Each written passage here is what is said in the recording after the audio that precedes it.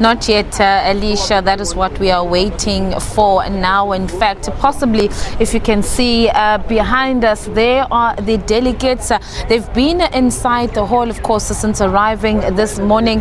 Had a very late night, left here in the early hours of the morning. It was a long day and a long night, and by 9 o'clock, they were back here, and the program started at around 10 a.m. this morning. So it's their first break since this morning, so they're getting some lunch before they go back inside the main hall. And what is going to happen now, Alicia, is a very long, tedious process of the verification of the delegates, and it being such a hotly contested elective conference here in KwaZulu-Natal. What we understand from the ANC officials is that there's going to be a verification process where every single delegate is going to have to, before they make their way into the main hall, now they will produce their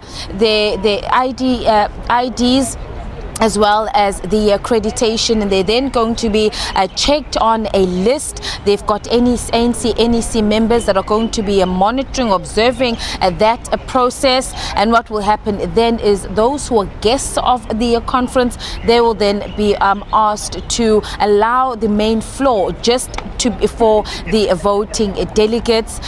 Thereafter, even us as members of the media, then we expect that we will then be allowed in for that, or rather it will then be the credentials, the adoption of the credentials. Thereafter, it's going to be the nomination process, which everybody has been eagerly awaiting for. It's what we've been here since this morning waiting for, Alicia, when we'll find out who will be nominated for the top 5 positions here for the leadership of the ANC in the province of KwaZulu-Natal. Of course, already we have heard that the top position of chairperson is not being contested, and it's likely to go to that the former chairperson, Sihle Zikalala, that he will retain that position. However, Alicia, things could change. What we do also hear is that there's still an opportunity for delegates to nominate on from the floor. So we are eagerly awaiting that process.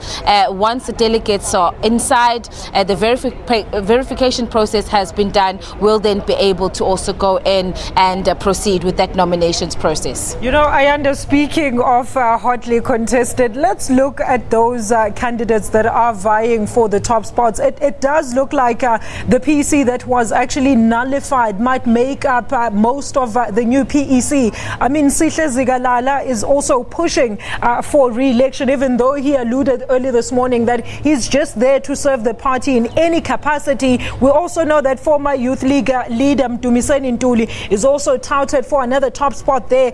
Where does that exactly leave Senzo Mchunu?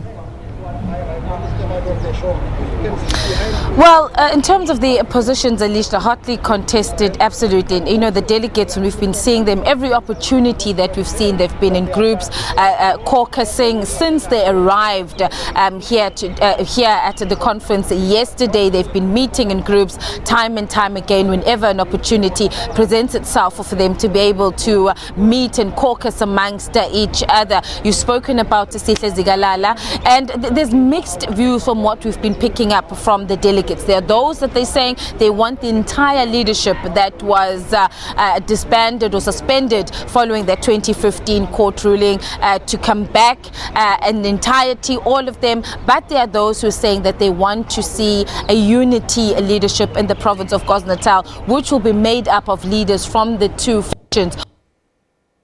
The likes of Mike Mabiakulu, who is currently the convener of the PT. Unfortunately, we've just lost our reporter there. That is Ayanda Mhlongo. She is in KZN, and she was giving us an update there on the KwaZulu-Natal PEC. We'll definitely try and touch base with her in no time and see what else we can get for you in terms of those proceedings. We do understand that a court order was also interdicted early this morning.